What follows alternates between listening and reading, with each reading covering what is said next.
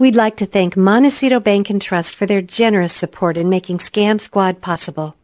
I'm Patty Teal. And I'm Deputy District Attorney Vicki Johnson. Scam Squad is up next. Sound off. 1, 2. Sound off. 3, 4. 1, 2, 3, 4. Scam Squad. Welcome to Scam Squad. I'm your host, Patty Teal, here with Deputy District Attorney Vicki Johnson and our special guest who is always supporting Scam Squad from Montecito Bank and Trust. Vicki, would you introduce her? Yes, we're so happy to have back with us Shawn Dyer, who is the Senior Fraud Specialist from Montecito Bank and Trust. And she always has so many valuable things to tell us and things that we just need to keep reminding ourselves about. So welcome, Shawn, and what have you got for us today? Hi, Patty and Vicki. Thank you for having me back. Today I was going to cover a few different topics. To start with, I'm going to discuss when you receive a text message on your cell phone from what you may think is your bank, stating that there's fraudulent activity on your debit card or credit card or your account. And the text message is, again, that sense of urgency that you must respond immediately by calling the number in the text, or if they have a link, to click on the link. But what we are seeing is that, of course, this is not the bank's phone number, and the link does not take you to a bank website or anything like that. And we recently had 3 employees receive this text just last week. So it's out there in the territory now. So the best solution, if you receive these kinds of texts, is to pull out your debit card or credit card. On the back of it is always the phone number to your bank or financial institution. Call that number and state, I just received this text. Did this come from you? Or whether or not, and they will direct you and say, no, we did not send that to you. So just be aware, it's just unfortunate. Those fraudsters are really hammering out there to get people that will just automatically click or call because the message is so urgent sounding. So Shawn, remind us once again, assuming you go down that rabbit hole and you do call or you do click on the link, what happens then? What are the fraudsters trying to get from you? So the fraudsters are trying to get to capture your identity, because now they're going to want to verify that you are who you say you are. And how do they do that? They ask for your social security number. They ask for your date of birth. They ask for your full card number, or they may ask for your routing number and account number. It's all that personal identifiable information that will allow them to go make up a new identity and open accounts other places. So it's not so much about tapping into your account that you may have with that bank. It's more about gathering information to move on and use elsewhere. Wow. So that's definitely something to be avoided, because I know once your identity is stolen, it can be years before you are able to undo all the damage that can be done by a fraudster who is clever and persistent and knows what they're doing. So, and it's unfortunately, it's the customer, it's the victim who has to do a lot of heavy legwork with identity theft. The bank can't really help, because those credit bureaus and the federal, www.identitytheft.gov, it requires the person to take those steps. We cannot do that on their behalf. So yeah, we really try to avoid identity theft whenever we can. So if you get a message from somebody claiming to be your bank or a governmental agency, the sheriff's department, the IRS, Social Security, just assume it is a scam. And just, yeah, it's unfortunately, but yes. You just have to go with that assumption. And like you say, check on a number that you know is secure and accurate, like the number on the back of your card. Yeah. Or you can always go into the branch and visit a human. Maybe. There's an idea. Novel idea. That's probably what I do, since I'm so low tech. Oh, all right. So next I had a bit of information that came in to us regarding Zelle. And for those who aren't aware of what Zelle is, a type of P2P, person-to-person payment. Other common P2P processors are Venmo. So those like Venmo and Zelle are the most popular. And what was given to us was a good demonstration of the difference between what is considered authorized and authorized transaction versus an unauthorized transaction. And in the world of fraud, an authorized transaction could be a scam. You were tricked into performing the transaction, but you did perform it, so it is considered authorized. And it is a scam, and you will not be reimbursed by your bank. An unauthorized transaction is considered fraud, where you did not perform the transaction. Someone gained access to your online banking or to your checkbook account number, made counterfeit checks, processed an ACH transaction, processed just about anything, any sort of transfer where you had no involvement, did not make the transaction, or unaware of it. So it's making that distinction between authorized, which you've been scammed, versus unauthorized, where it's fraud and the bank will try to collect on your behalf. But if it's authorized, especially like with the debit card, there's nothing we can do. We cannot submit a chargeback request to a merchant because they'll send back and here's the proof. They authorized it. They did the transaction. It's hard to clarify that. For myself, putting that tag, authorized would be more like a scam, unauthorized would be fraud. That helps me try to explain it better to individuals that have fallen victim, whether it's to go out and pay somebody with Zelle or to use their debit card to go buy gift cards. It's all that type of thing. Were you scammed? Were you tricked into it that you performed the transaction? Or did these items just appear on your account and you don't know anything about it, how it happened at all, and that means it's fraud? Yeah, so an unauthorized transaction, you wouldn't know about it until it somehow appears on your statement or in some fashion to let you know Correct. that the transaction happened. An authorized transaction, you're consenting to the transaction.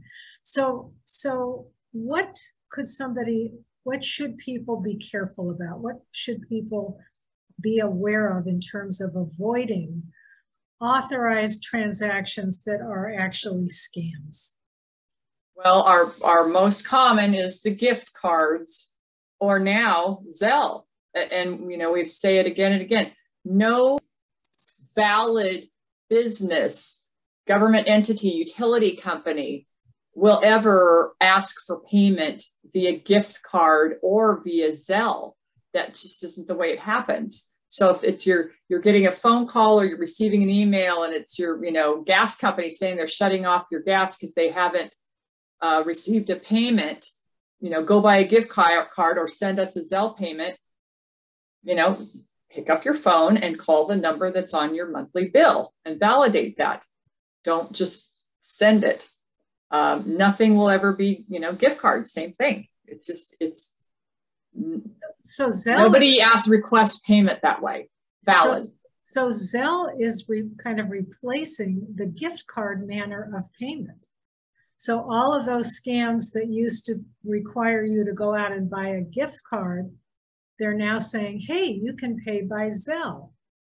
If you have to have a warrant recalled and make a payment, a phony phone call from the sheriff, or an IRS payment, or to avoid being arrested or having your assets seized, or a Social Security issue that has to be dealt with by gift card. Now they're saying, oh, just pay us by Zelle.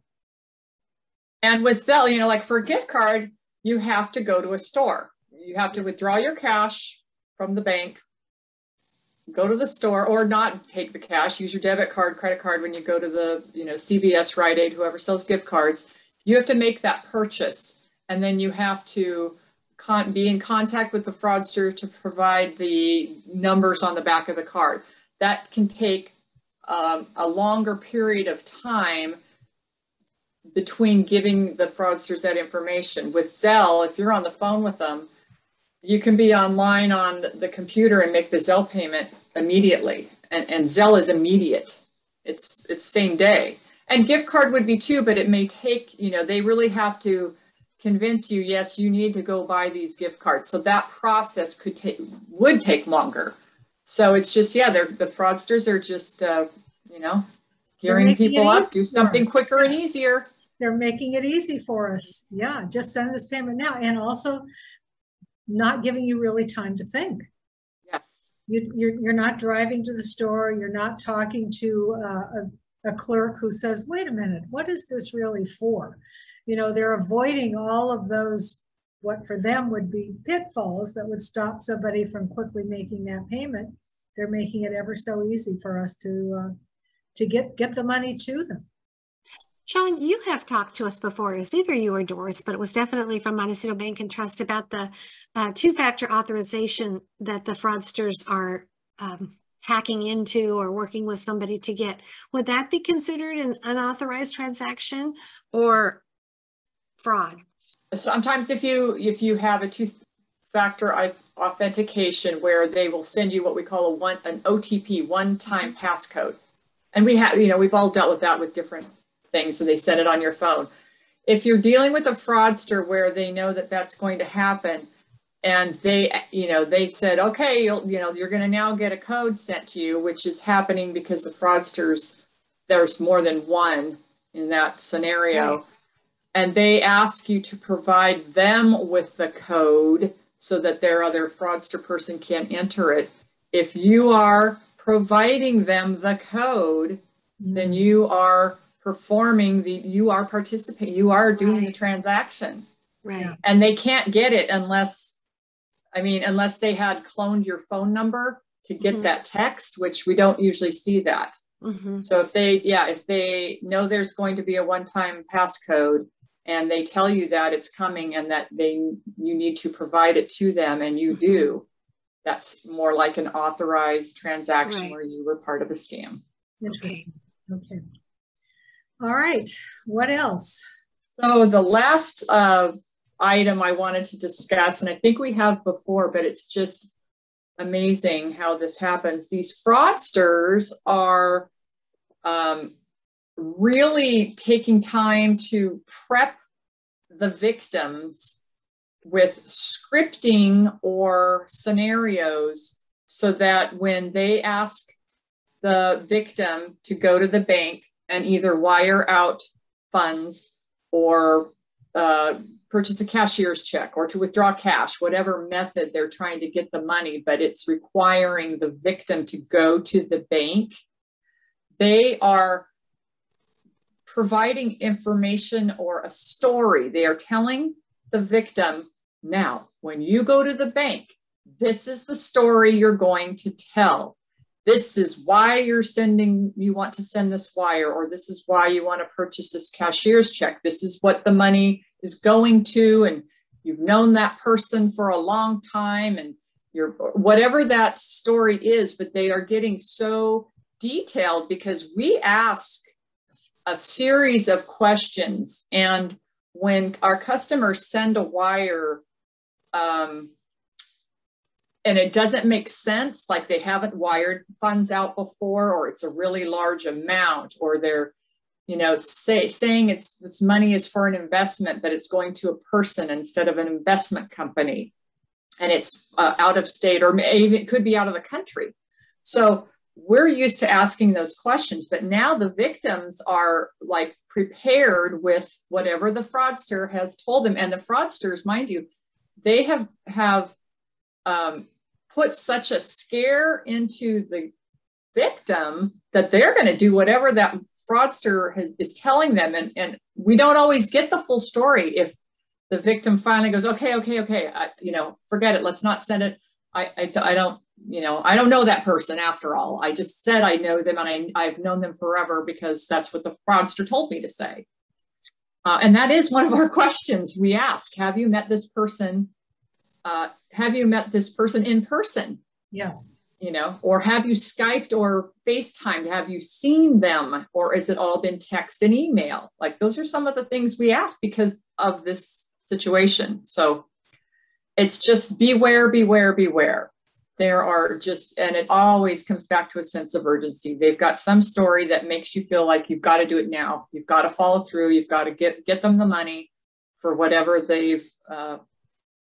whatever story they have put on you that you're trying to do what they tell you.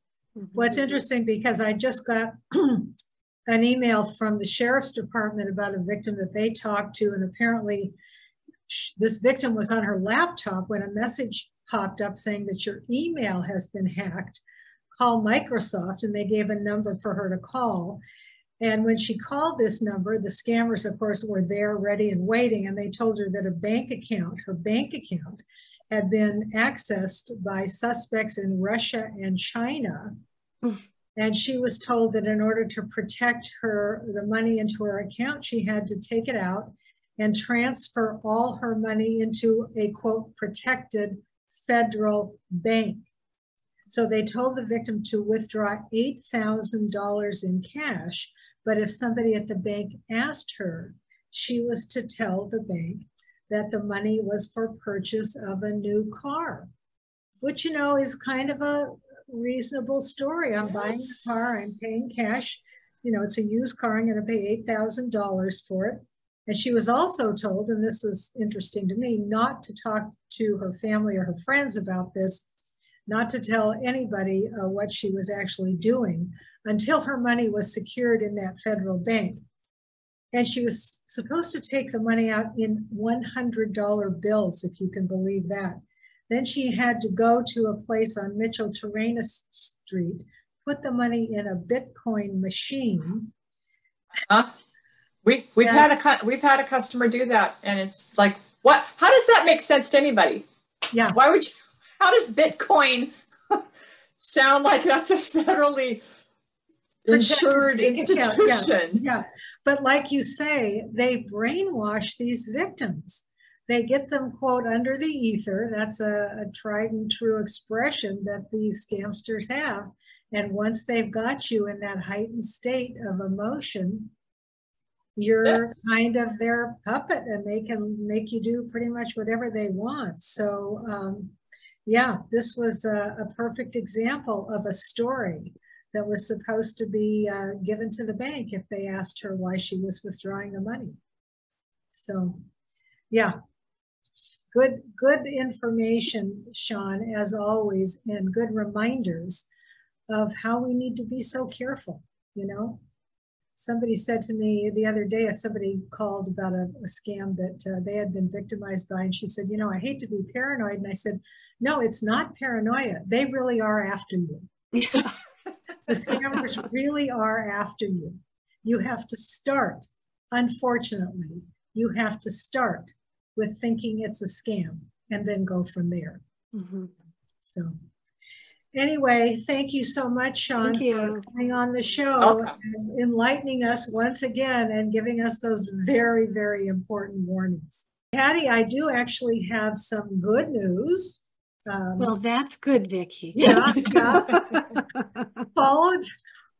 Which was followed by some bad news, but at any rate, the U.S. Department of Justice has expanded its transnational elder fraud strike force that are targeting foreign-based fraud schemes that target American seniors. So in other words, they're making this task force bigger, the task force that goes after these fraudsters who are in Nigeria or Ghana or India, who run these various kinds of scams. And apparently they are going to increase the total number of U.S. attorney offices that make up the strike force from 6 to 20. So that's a large, large expansion. And those offices include offices in California, Arizona, Texas, Florida, Georgia, Maryland, and New York. So we are going to be getting more boots on the ground to combat these kind of international scams, like the grandparent scam or the lottery scam or the you name it, the romance scam. And they have also, in the same bulletin, they talked about the hotline that they have set up, which I have talked about too. This is the National Fraud Hotline. I'm going to give you the number. It's 1-833-372-8311. And apparently case managers are going to be assigned to this hotline. So you are going to be able to talk to a live person. And the hotline is going to be staffed 7 days a week. Wow, that's great. 6 a.m. to 11 p.m. Eastern Standard Time. And apparently these case managers are going to be available in English, Spanish, and other languages. So the federal government is getting even more serious about trying to stop these scams. Of course, this came on the heels of another bulletin I got. Here's the headline on that. FBI raises flag on elder fraud after thousands of retirees are scammed out of $1.7 billion in 2021. So yes, there is a huge need for an increased task force by the feds to go after these folks. And we're very glad that that's what they're planning to do. Right. I'm really glad. And you know, the last show that Montecito Bank and Trust shared information with us when we had Doris Roof on, she reported these statistics. I think they came originally from USA Today. And those in their 50s got scammed a certain amount. Their average amount scammed, monetary value. The 60s was more, 70s was more, 80s was more, 90s were more. So it just really showed that they are more vulnerable for whatever reason, maybe just because they grew up in a different era. So it's very important. It is. So we're glad the feds are doing something about it, and we'll hope for good results. Yes. Thank you both. And I know you gave the National Fraud Hotline, but you have a fraud hotline as well. And people can share their story, get advice from you, or perhaps even be on the show. Would you share that number as well? Absolutely. It's area code 805-568-2442. I'll repeat it, 805-568-2442. Well, great show. Thank you both. Have a great week. Thank you. Bye. Bye.